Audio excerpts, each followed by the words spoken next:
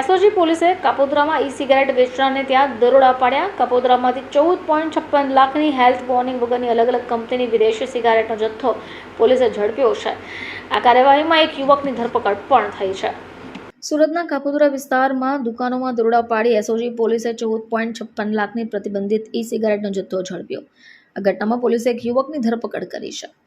ઈ cigarette વેચનાર પર પોલીસના દરોડા। સુરત પોલીસ દ્વારા શહેરમાં no drugs in Surat city અભિયાન શરૂ કરાયું છે, જે અંતર્ગત નશાનો વેપલો કરતા ઈસમોને ઝડપી પાડી કાર્યવાહી કરાઈ છે।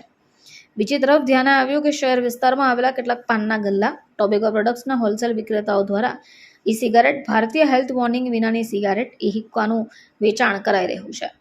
આવા રિટેલર તથા હોલસેલ વેચાણ કરતા વિક્રેતા દુકાનદારોને શોધી કાઢી તેમના વિરુદ્ધ કડક કાર્યવાહી કરવાની સૂચના પણ અપાઈ છે। શહેરમાં વિવિધ વિસ્તારોમાં આવા પ્રકારની ભારતીય હેલ્થ વોર્નિંગ વિનાની સિગારેટ, ઈ સિગારેટ, ઈ હુક્કા વેચાણ કરતા પાનના ગલ્લા, ટોબેકો પ્રોડક્ટના હોલસેલ દુકાનદારો પર વોચ રાખવા એસઓજીની અલગ અલગ ટીમો બનાવાઈ, જેમાં કાપોદ્રામાં આવા ઈ સિગારેટ વેચનારને ત્યાં દરોડા પડ્યા।